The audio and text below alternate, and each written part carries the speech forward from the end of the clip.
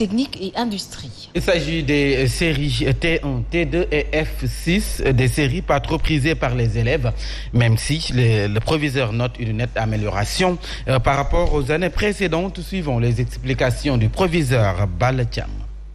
Nous allons abriter le baccalauréat technique industriel, où ce sont les séries T1 fabrication mécanique, sont au nombre de 80, T2 électrotechnique sont au nombre de 91 et F6 chimie, ils sont au nombre de 7. Les dispositions ont été toujours prises, vous allez voir les lave-mains qui sont implantés. Les dispositions aussi au niveau des tablements ont été prises. Là, les candidats ne sont jamais nombreux.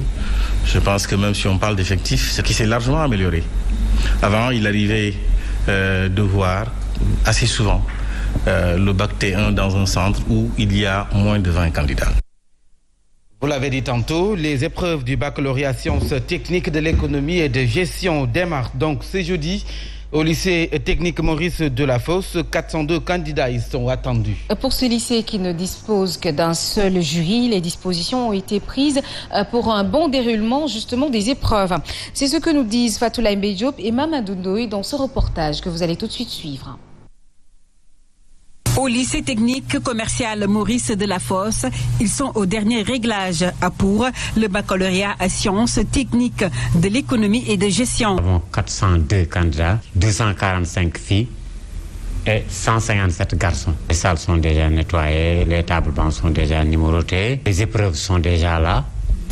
Le bac G, organisé dans un contexte pandémique, le proviseur et l'ensemble de l'administration ont déjà pris les devants sur le plan sécuritaire. Le service d'ordre sera là. Aussi pour le problème sanitaire, déjà tous les lave-mains sont en place. Le port du masque sera obligatoire. Si un candidat arrive ici sans masque, nous lui donnerons. Toutes les salles seront équipées d'une bouteille de gel. 16 salles de classe, dont 14 de 25 places et 2 de 26 places pour respecter les mesures sécuritaires concernant la distanciation sociale. Et nous parlons de ce nouveau découpage administratif qui continue de faire des vagues de contestation. Par exemple, les femmes de la commune de Djiddah Thiaroye Kao montent au créneau pour dénoncer la dévolution du marché Boubès à Wakhinam Nimzat. Lors d'une assemblée générale, donc, elles ont demandé au président Macky Sall de revoir sa copie car il a été abusé par le ministre Omar Gueye et le maire Alioune Sall, Astou Mbeng, porte-parole des femmes de Djiddah Thiaroye Kao, que nous écoutons avec Younoussa Baldé. Ce déni de justice opéré sous l'instigation d'Aliou Sall avec la complicité du ministre de tutelle constitue une agression à la dignité de toute une collectivité. Les femmes de Djiddah Thiaroye Kao, toute obédience confondue, condamnent fermement l'agression brutale contre la commune de Djiddah Thiaroye Kao et invite le président de la République à revoir sa copie. Les femmes de la commune de Djiddah Thiaroye Kao demandent au maire de mobiliser toutes les ressources et toutes les forces disponibles et à utiliser toutes les voies politiques et judiciaires pertinentes nécessaires pour le rétablissement des droits inaliénables de la collectivité territoriale. Venu assister à la rencontre, le maire de Djiddah Thiaroye Kao a soutenu que la bataille pour le retour immédiat du marché Boubès ne fait que commencer. Docteur Cherdien qui avertit qu'après les résolutions du conseil municipal et les femmes, la troisième jalon qui sera posée sera très salée pour le régime. Je vous propose de l'écouter. Le marché Boubès a fait l'objet d'un contentieux entre Aliou Sall et Cherdien. La Cour suprême a tranché le contentieux, Aliou Sall ne l'a pas accepté. Le conseil municipal a déjà condamné cet acte ignoble du président de la République, Macky Sall. Aujourd'hui, les femmes, pour parler au peuple sénégalais, pour prendre à témoin le peuple sénégalais, parce que la suite du combat sera encore plus rude et plus dure. C'était là à l'instant le docteur Cherdien, maire de Djiddah Thiaroye Kao. C'était avec Younoussa Baldé.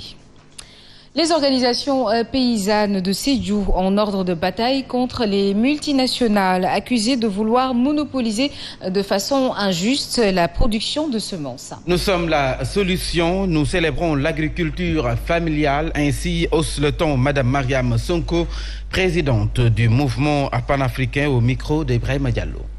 les firmes industrielles, nous avons la fondation Melinda et Bill Gates, nous avons la fondation Rockefeller, nous avons la fondation Monsanto, etc., qui sont derrière et qui sont en train de mettre la pression sur nos leaders pour promouvoir leurs semences au détriment de nos semences paysannes. Ces semences paysannes, ils ont beaucoup de caractéristiques. Ils sont résistants aux aléas climatiques, ils s'adaptent à n'importe quel sol et même les attaques, donc, et ils sont nutritifs. Parce que les firmes, c'est le profit. Et le reste, ça ne les intéresse pas. Alors la question de santé est principale, ainsi que la question de nos cultures. On pense que c'est une question que nous devons mettre sur la table et nous tenons vraiment à la promotion de ces semences paysannes en général. Et nous, en tant que femmes, on pense que nous avons un grand rôle à jouer. Autour d'un atelier de partage ce mercredi, ces organisations paysannes ont donc évoqué le traité international sur les ressources phytogénétiques pour l'alimentation et l'agriculture, autrement dit TIRPA. Elles, c'est-à-dire ces organisations, exigent la mise en place d'un cadre juridique et institutionnel pour sécuriser les semences dites paysannes. Papa Maïsadien, professeur de droit à l'université Gaston Berger de Saint-Louis, professeur de droit de l'environnement, secrétaire général de la convergence des écologistes du Sénégal, a porté le plaidoyer au micro d'Ibrahima Diallo. Le problème qui se pose actuellement pour les semences, c'est que ces semences qu'on qualifie de paysannes ne sont pas reconnues par la législation nationale. La législation nationale criminalise l'utilisation des semences paysannes. C'est un enjeu planétaire, le contrôle des semences. Qui contrôle ton ventre, mais contrôle ton esprit. Mais depuis plus de 10 ans, on a rencontré le ministre de l'Agriculture pour avoir nommément désigné un point focal, parce que c'est le point focal qui a la clé d'entrée au portail de la FAO pour donner les informations sur le TIRPA. Mais ce point focal, il est invisible. Les pressions des multinationales qui sont derrière, et vous savez, nos gouvernements sont ce qu'ils sont. C'est existant, ce blocage institutionnel ne peut pas permettre l'adoption d'une loi reconnaissant les droits des paysans sur leurs semences. La légitimité est là, mais il reste la légalité. Donc que faire? Mais c'est se mobiliser et réclamer ce qui revient de droit aux paysans. Et nous parlons politique avec le mouvement Gëm Sa Bopp qui se massifie avec ce énième ralliement de militants qui viennent d'ailleurs. 38 responsables politiques de Benno Bokk Yakaar et du Parti démocratique sénégalais du département de Koumpentoum ont donc décidé de rejoindre ce mouvement dirigé par Bougane Gueye Dany. Il les a d'ailleurs reçus hier matin au siège du mouvement. Mohamed Diop revient ici sur cette visite. Le département de Koumpentoum a choisi le mouvement Gëm Sa Bopp pour cheminer avec lui en politique dans l'intérêt du pays. Je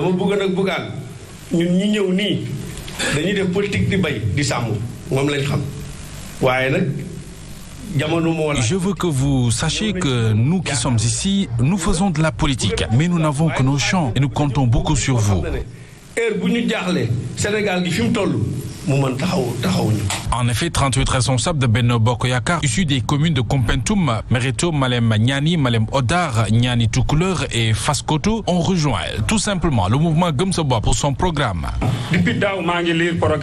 Vous savez, depuis l'année dernière, nous lisons votre programme et c'est à la base de cela que nous comptons vous soutenir parce que nous savons pertinemment que vous pouvez aider le Sénégal. Le président Bougane Gueye Dany, qui est dans la massification, se réjouit de cette initiative et parle d'actes forts à l'endroit de ses responsables.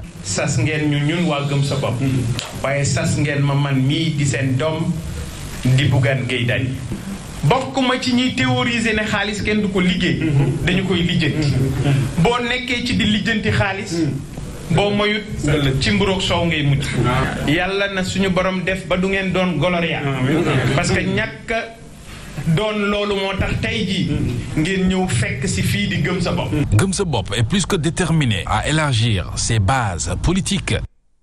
Une cérémonie qui s'est d'ailleurs très bien passée. Et toujours dans l'actualité politique au Sénégal, la nouvelle opposition semble être constituée d'activistes de mouvements citoyens qui donnent le tournis au régime actuel. Il s'agit justement du mouvement qui en a marre, Frappe France Dégage ou encore Fouta Tampi Nitu Deug qui donne également le là à l'opposition traditionnelle constituée de partis politiques. Très en verbe contre le pouvoir, leur neutralité politique donc est souvent mise en cause. C'est ce que nous dit Alassane Baldé dans cette analyse. Sénégal, la configuration politique revêt une autre tournure. Les partis politiques traditionnels frappés par l'essoufflement perdent du terrain au profit des mouvements citoyens et activistes. Comme la nature a horreur du vide, ces derniers qui s'érigent en gardiens de l'orthodoxie démocratique jouent le rôle d'éveil des consciences et ne manquent pas de descendre dans la rue pour s'opposer contre les dirigeants de ce pays. De par leur implication sur la chose publique, ces activistes nourris au biberon de la contestation ont fini de reléguer au second plan les politiques traditionnelles pour croiser le fer avec le régime en place. Maintes fois, sous le coup d'arrestation, Guy Marius Sagna, Karim Xurum Xaq et bien d'autres ont végété dans les lieux d'incarcération, mais pourtant ils n'ont jamais rechigné à la tâche. La question est de savoir qu'est-ce qui motive cette détermination à toute épreuve. Au-delà donc des activistes, il y a également des mouvements citoyens qui jouent le mano à mano avec le pouvoir actuel. C'est le cas de Frappe France Dégage, Nitu Dëgg ou encore du mouvement Gëm Sa Bopp à travers l'opération Tibb Tànk. Et dans tout ça donc, les politiques sont relégués ainsi à l'arrière-plan. Ragayar dit les femmes membres de la société civile à Sédhiou ne veulent jouer les seconds rôles. Elles invitent à un changement dès les prochaines élections locales. Suivons donc la réaction du secrétaire général de la plateforme des femmes pour la paix en Casamance à Sédhiou, Abibatou Diallo. Former les femmes pour un mouvement féminin social très fort, c'est pour la paix, mais aussi c'est pour le développement.